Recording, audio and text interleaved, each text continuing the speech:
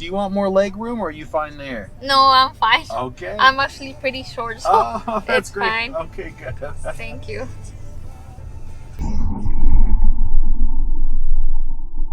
I look around and see like if it's really real what they're saying about on the news about the ice raids, and I don't really see anything. Oh, well. Thank God, but I just, I work with families and children, and I see all the children and the youth, how afraid they are Yeah. of losing their parents, and like I just wish I could take away their anxiety. It's not possible, is it? No, but the news and everything is just, I feel that it makes them be more afraid. Well, the news is designed to do that. It is Yeah. designed to make things seem worse than they are. That being said, parents are being taken from their children. Mm-hmm. Children are losing their parents. Yeah. Donald Trump is saying birthright citizenship, which is constitutional, shouldn't exist. The president's job is to uphold the Constitution, but he's saying you don't get it. So, we're in a scenario that's really bad. Yeah. It's one of those things of like, we've seen how this plays out, and nobody in America is getting up to realize how bad things already are. Yes. And they're worse than we've had a history of. And it's one of those things of like, it's about to break, but people are like, oh, it's about to break in a relief. It's like, no, the world you've come to accept and be comfortable in is going to collapse. Yeah. This isn't a question. America as a country has a parasite, a cancer, that is going to kill it. So we're just kind of hanging out. All these like kids that are like worried about stuff, like their problems are going to be so much worse. Because, I know. Right? Because it's their parent, right? And it's so much worse. Americans' problems so much worse. There's going to be a big old collapse arena. I feel that something worse is going to happen, and then I look around and I'm like, I don't see anything. Right. And like I am Latina, and I have a lot of like immigrant friends, and like I'm Mexican, 100%. Thank God, like my family, like it's legal, but sure, I think about but that doesn't matter, and it hurts my heart. Like I work at the racetrack, the Cicero racetrack, and I do mental health and social work, and they come to me and they tell me all this stuff, and I really don't know what to say to make them feel better. I just listen. Like I'm here to support you, like with any resources I can provide, but I also have a limit. Yeah. And I also wish I had that magic wand, to make you feel better. And I don't. Well, I can tell you what to tell people, and it will be the thing they need to hear. They need to help. So throughout human history, whenever a dictator gets into power like this, there is one and only one way that has ever gotten rid of them, period. And that's upheaval, violence. You have to fight, and not click likes, not submit a protest, not say, oh hey, please, I'm gonna petition that you please make it better. You gotta get guns, you gotta get weapons, right? You have to storm. Yeah, it reminds me of in Mexico, like when my great grandfather. He was fighting for land, so it's called La Batalla de Puebla. So I don't know if you're familiar with it. Oh yeah. Yeah, and so they wanted to take his land, like just any way they could. Right. And so all men had to go and fight, and women had to go and fight. Yes. And because of that, hide. And my great grandma hid in a cave. Wow. And she gave birth to my grandma, and so my grandma describes to me how her mom describes to her, and so like now they have that land that has been passed down like from family to family, and it cannot be sold. It's just passed down from one generation to another. So we have a lot of land in Mexico, and but you gotta fight for it. Yeah, and that's the problem. And it's because they fought for it. The problem. Everyone here, we're scared of the law. We don't want to break the law. We think everything's going to be okay because in America we have the TV shows and movies that say everything works out fine. There's always a happy ending. There's always a happy ending. But that is not reality. Reality is you've got to fight for what you need. You gotta fight for what's yours. You have to fight to protect yourself and the people you care about. And here, what's happening now? It's they're fighting us. They've been fighting us. You're working two jobs. Somebody's at war with you already. They're already attacking you. They're already taking from you. They're already fighting you. And what are you doing? Go to work. You're gonna keep doing it. Don't mess with the status quo. Don't mess it up. Keep doing it just like you're supposed to. Like. And then I write to my family, is it real that they're like gonna be like they're already in Little Village because there's people making posts online that they're there, and he's like, no, I don't see anything. You should come down here. Because he's everywhere in Little Village. Because he's seen every street at all times, at all days. Because he's there. No, right? They're telling you. No, they told us in what street, and then then they look and there's nothing. What do they look like? I mean, what the cars? Oh, that's true. Yeah, the cars. And so then I'm like, if I go to Little Village, I'll probably will be one of the protesters standing there. Right. It's because there's I love it, man. Protests get everybody there, right there in a little block, right? So that the police can go right there and know right where you are. But they have the news. They have the, and they're holding a poster of people that have gotten like lost. They have been taken, shipped off, no due process, and no one knows where they are. Here's the thing. In the Constitution, right? You know the amendments, right? There's the ones that people know: the Second Amendment, the First Amendment, the Fifth Amendment.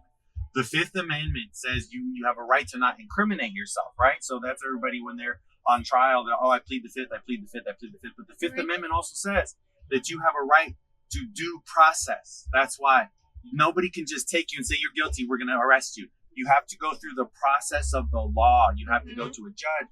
You have to have a trial by your peers. There's a jury, right? There's a whole process that has to be gone through before you can have your right to freedom taken away.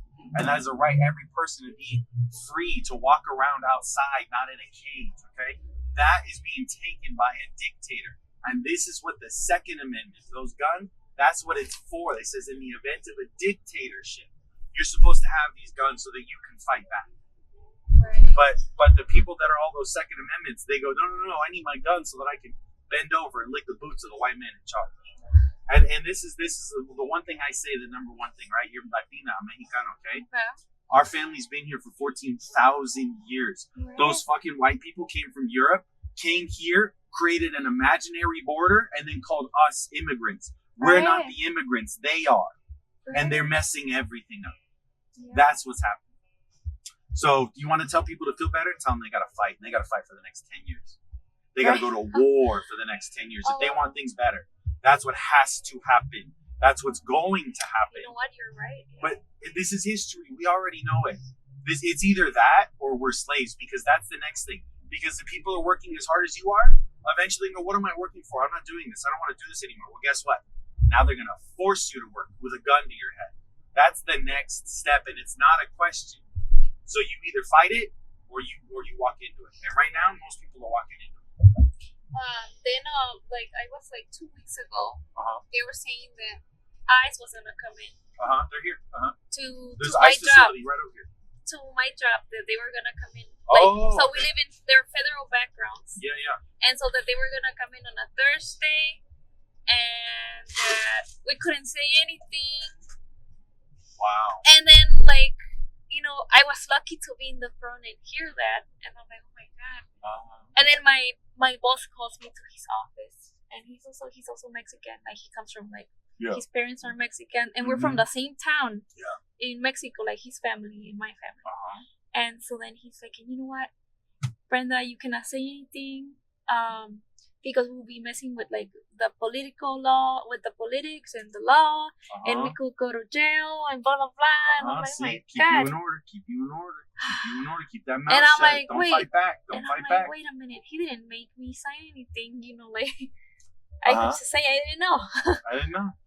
So then I have close relationship with the people in the back. Sure. Some, and so I had someone call them. Oh, good. And tell them that they were saying that there was a possibility that ICE was going to be there on Thursday to not go to a meeting because there was supposed to be a big meeting. And then thank God nothing happened. Nothing happened. That's good. But I'm like, oh my God. I felt sick. But maybe that guy was a snitch. Maybe he told you, he fed you false info. Now he knows you're a snitch. And now they know. They got your name. They got your name. Yep. Sorry. But they know exactly who the whistleblower is. He got you good. That guy's a traitor. He's a rat. My boss? Mm-hmm. Sorry, you went to the same town with him. Don't matter. Who do you vote for? Terrible. Who do you vote for? Ask him. Oh, he's a Trumpster. He got you. He got you. He got you bad. And I hate it. Like, I sit there, and then, I'm in that job because I need it. Yeah. I need it, like, right now, like, because Right. I am, Gotta eat. I have a mom. Gotta eat. I'm a mom, so I have a young daughter, Yeah. and so I need something that works around my schedule. But sometimes I feel so sick of, the way things are done back there. Mm-hmm. Oh, yeah. And it's all hush, hush, hush. And then I'm like, yeah. So, yeah, no, that's, you're absolutely, because that is the scenario where everyone has a mouth or two to feed, right? They got to feed themselves. They got to feed their kids. So we got to try and keep things afloat. We got to try and keep doing the things that to keep a house because, right, you got to live. The collapse hasn't happened yet, right? So we're kind of stuck in this work. And guess what? We're spending 10 hours at work, 8 hours at work, right? We're not thinking about what needs to happen. We're so tired after that 8 hours. We don't got the energy to fight a revolution, right? And that's by design. That's by design. Most people can't survive with one job. Most people can't just work 8 hours a day, make their ends meet, and then be done. right. And think about stuff. And that was the problem. Before, right, we had Labor Day last week. Before the revolutions, before they fought, and people were literally killed for the weekend, okay? We didn't have weekends. It was work 6 days a week, go to church all day Sunday, get back to work on Monday. That was what it used to be in America. We didn't have weekends. But now we do. It used to be 12-hour days, no weekends. But now we have 8-hour days and weekends. And people truly... Paid time off. Paid time off. People were truly killed for those things. We had to fight and die for those things. So we are now at a point where we have to start fighting and dying. Or they're just going to mow us over. That's all. And that's it. People don't like working 3 jobs. People don't like working 2-3 jobs to keep a roof over their head. And then you can't retire. You can't have any, right? And then they're like right now, President Trump is putting in this idea that if you have like babies, right?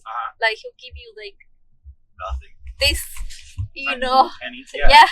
And I'm like, wait a minute, that's not even to pay a whole year of daycare, right? It's not or even, like diapers, or no. like like everything is just so. Oh yeah. Well, I don't know if you watched. They're talking about childcare. They're like, "What's childcare? We got to worry about childcare." And what did Trump say? So, well, childcare is important. It's childcare. It's childcare, and we're going to be making so much money off of the economics. We're going to be doing so good that people aren't even going to be worried about it. That's what he said. And then J.D. Vance said, Mima and Pa are going to help out. That's how we help out. You have more kids, Mima and Papa help out. Yeah, right. That's it, right? Right?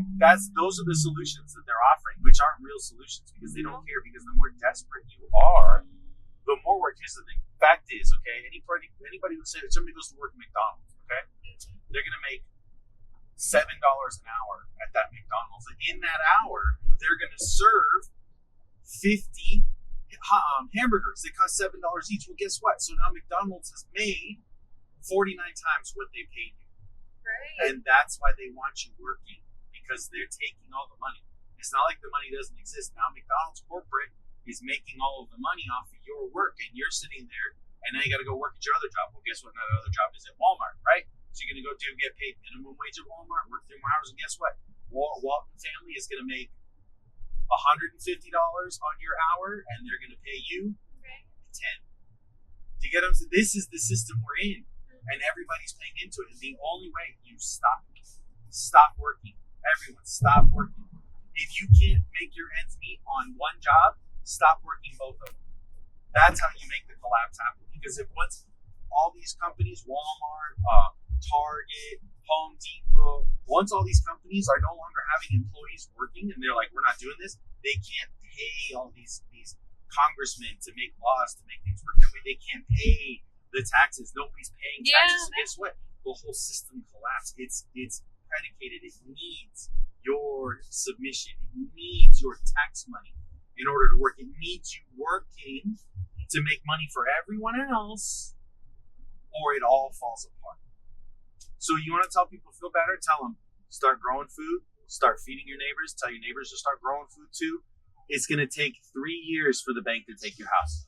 It's going to take some to fight landlords. It says if every landlord that owns houses nobody pays rent to the landlords, then the landlords can't afford attorneys to go kick people out to get eviction notices, right? They can't afford to pay the attorneys to go to courts to do these things. You get what I'm saying? The whole system collapses if you stop. Excuse me. All right. So you are right over here? I think it's right here. Thank you so much. You're You welcome. have a wonderful weekend. Thanks. That's fine.